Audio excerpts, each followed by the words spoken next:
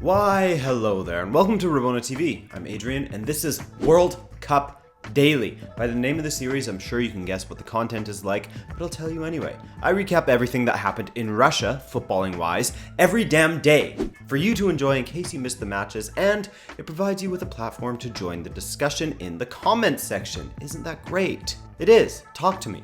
We're going to go in alphabetical order, group-wise. So we'll start with Uruguay versus Saudi Arabia, even though that match was the second match played of the day.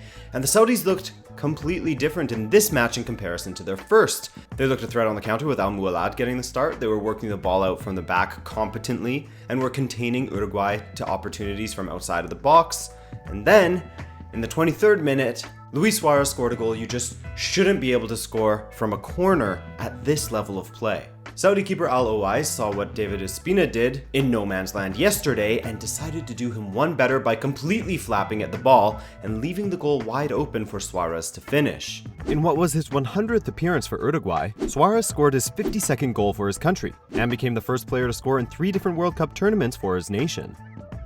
It really was an unfortunate mistake by the Saudi keeper, who had a good game actually, as his team continued to play well against Uruguay, looking solid in possession while attacking or working it from the back. Remember, their attempts at building from the back against Russia were absolutely disaster-ridden. So the half concluded with Saudi Arabia only behind due to a keeper error. Unlucky. And the second half? I don't really know what to say about it because nothing happened, and the match ended 1-0. Uruguay didn't look as unconvincing as Portugal, as I'll speak about them soon, but they didn't look that great either, making hard work of this 1-0 win that was actually gifted to them by the Saudi keeper. But the record of never failing to advance from the group stage under Oscar Tabarez continues, and they'll be happy with that. Speaking of which, the standings for Group A are as follows. Russia in first, Uruguay in second due to their inferior goal difference, 2 goals from 2 matches, but not against, with Egypt and Saudi Arabia both eliminated from the competition with 0 points each. With Russia and Uruguay facing off in the final match of Group A, they will basically just be playing for first place, as both teams, as I said, are already through to the next round. Now to Group B, where Portugal and Morocco went at it. And Morocco came out flying and had me nervous that they would go on to grab an early goal, but as soon as Portugal settled the ball, they looked good.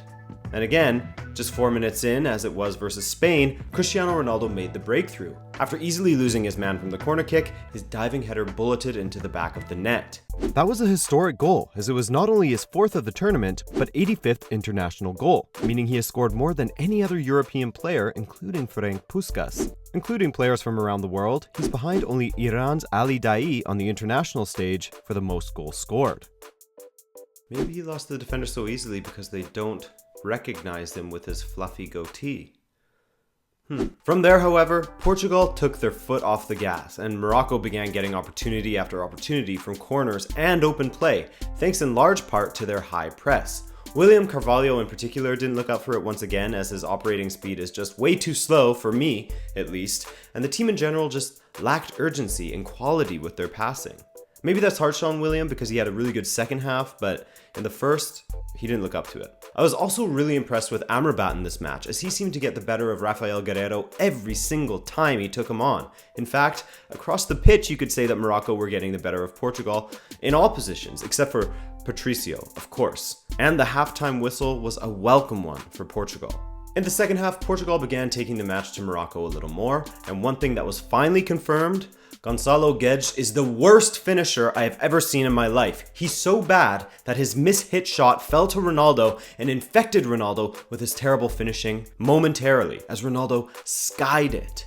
Brutal. In fact, brutal is a good descriptor for this match in general, as Portugal have seemingly reverted to their Euro 2016 style of getting through matches unconvincingly, with rare moments of quality for their goals. But, take nothing away from Morocco, who pressed well, looked decent in their build-up, but just lacked that killer instinct when it came to finishing. And Patricio saved Portugal a lot, to be honest with you. Portugal didn't win this one because of their own quality, but more down to the lack of quality from Morocco when it came to finishing. Portugal couldn't even competently wind the game down. Their time management was bad in the corner.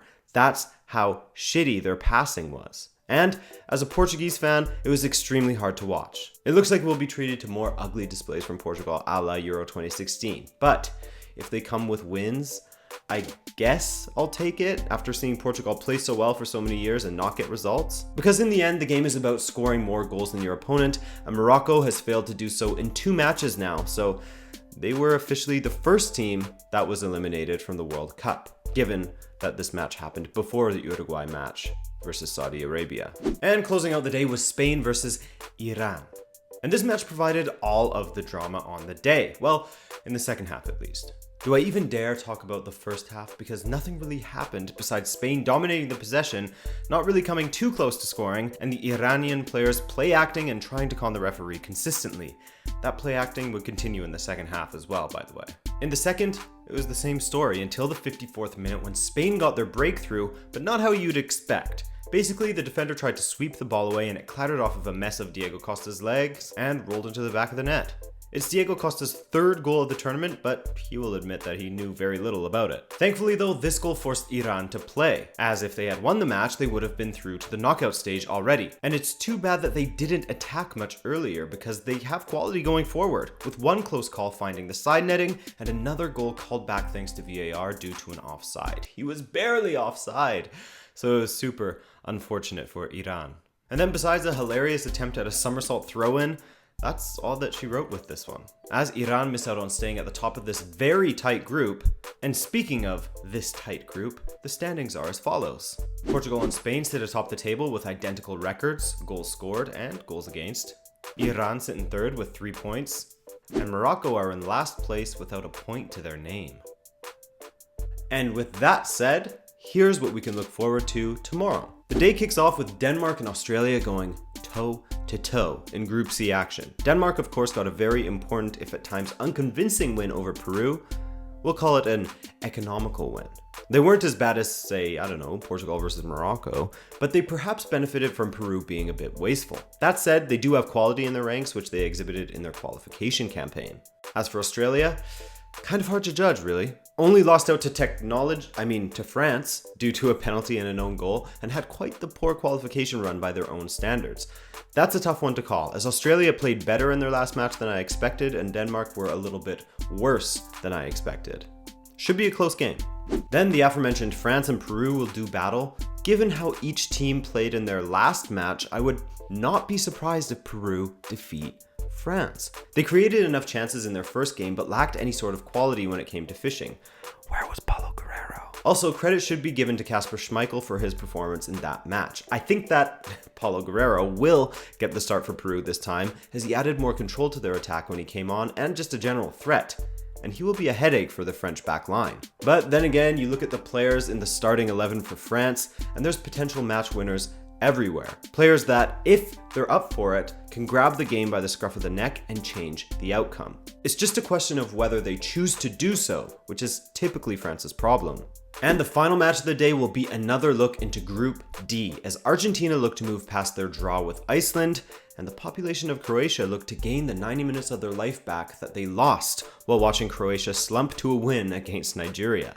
God, that was an awful match. I think that was the worst one yet, or maybe Portugal versus Morocco, I'm not sure. Croatia does have the quality, but much like France and much like Argentina even, it's a question of whether the team can execute. That's the story for these two teams, as Iceland showed that Argentina can be stifled, and Croatia certainly has the personnel to do so in defense, and the quality in the attack to get a win over Argentina. However, as much as I don't trust Argentina in this tournament, as I said last time, I can't see Messi letting this tournament get away from them.